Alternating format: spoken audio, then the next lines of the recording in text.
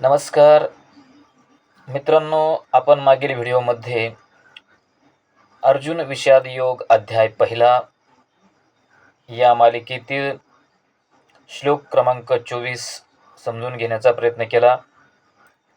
आजच्या व्हिडिओमध्ये आपण श्लोक क्रमांक 25 बघणार आहोत. त्यापूर्वी थोडासा पूर्वभाग आपण समजून घेऊया. कुरुक्षेत्रावरचं मैदान आहे, युद्धभूमी आहे. युद्धभूमीवर सर्वच सैन्य, कौरव आणि पांडव दोन्ही पक्षातील सैन्य हातात शस्त्र घेऊन युद्धासाठी सज्ज झालेले आहेत. चमचमणाऱ्या तलवारी आहेत, भाले आहेत, गदा आहेत. सर्वच युद्धासाठी उत्सुक आहेत. आणि अशा अवस्थेत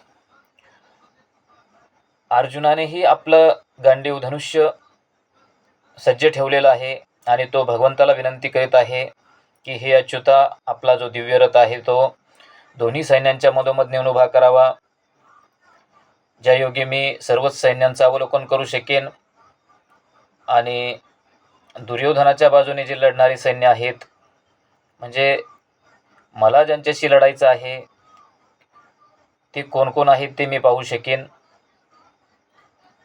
त्यानंतर भगवंताने अर्जुनाची विनंती मान्य केली आणि आपला रथ दोन्ही सैन्यांच्या मधोमध उभा केला.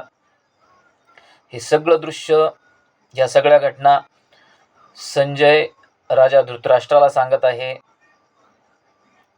आणि आजचा जो श्लोक आहे तो वेगळं वळण घेणारा श्लोक आहे.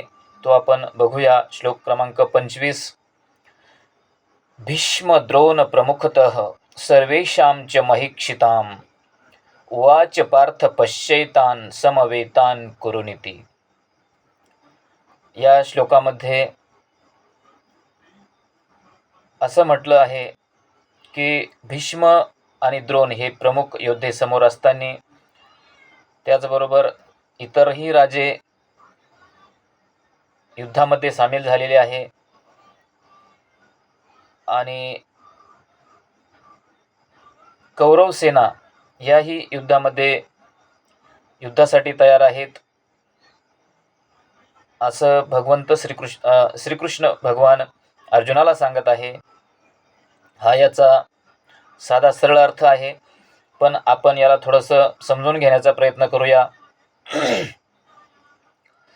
मित्रांनो, भीष्म आणि द्रोण, पितामह भीष्म असतील, गुरुवर द्रोण असतील, या महान योद्ध्यांना अर्जुन ओळखत नव्हता असं काही नाही, किंवा इतर जे राजे होते त्यांनाही अर्जुन ओळखतच होता. आणि सगळे एकत्र आलेले जे कौरव आहेत, अर्जुनाला हे पण माहीत होतं आपण युद्धासाठी आलेलो आहोत, कौरवांशी युद्ध करायचं आहे.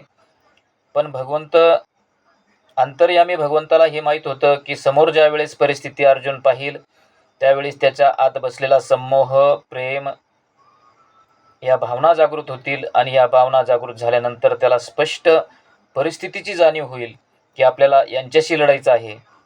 आणि त्याचा संमोह जागृत झाला, त्याचं प्रेम जागृत झालं, त्याचा मोह जागृत झाला की तो त्याच्या ज्या आतल्या समस्या आहेत त्या वरती येतील आणि त्या समस्या समूळ नष्ट करण्यासाठी आपण त्याला प्रेरित करू. या दृष्टीने भगवंताने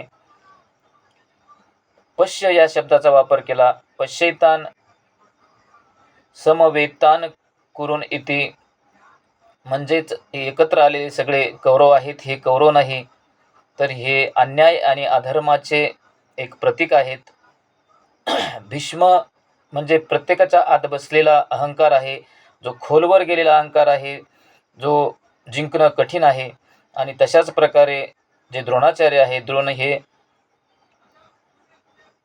खोलवर गेलेले संस्कार आहेत, सवयी आहेत की ज्या आपण लवकरात लवकर सोडू शकत नाही. या सर्व सवयींना, या अहंकाराला, या मोहाला आपण कसं जिंकू या दृष्टीने प्रयत्न करावा लागणार आहे. आणि त्या प्रयत्नासाठी मोहात पडलेला अर्जुन किंवा पितामहांच्या संदर्भात असो किंवा गुरुद्रोणांच्या संदर्भात असो किंवा कौरवांच्या बाबतीत असो, त्याला जी होणारी व्यथा असेल, त्याच्या आतमधील जी समस्या असेल ती वरती येईल आणि त्या समस्येचं स्पष्ट तो समस्येकडे बघेल आणि त्या समस्येला पूर्णपणे संपविण्यासाठी ती समस्या वरती येणं गरजेचं आहे. म्हणून श्रीकृष्ण त्याला खास करून भीष्म, द्रोण हे प्रमुख आहेत आणि इतरही राजे आहेत आणि हे कौरव यांच्याशी तुला लढायचं आहे हे तू स्पष्टपणे पहा, त्यांना स्पष्टपणे जाणून घे आणि मग तुझ्या अडचणींवर समस्येवर तू मात कशी करू शकतोस या दृष्टीने तू प्रयत्न कर. जसा युद्ध हे रणामधलं असेल तसंच युद्ध आपल्या अंतरातलंही असतं आणि आपल्या जीवनातील अनेक समस्या असतील, नात्यातील समस्या असतील, धंदे व्यवसायातील समस्या असतील, आरोग्याबाबतच्या समस्या असतील, मानसिक काही समस्या असतील, या सर्व समस्या या युद्धाप्रमाणेच आहेत. हा संघर्ष रोजचाच आहे. म्हणून भगवंत अशा प्रकारे अर्जुनाला ही गोष्ट सांगत आहे. धन्यवाद. रामकृष्ण हरी.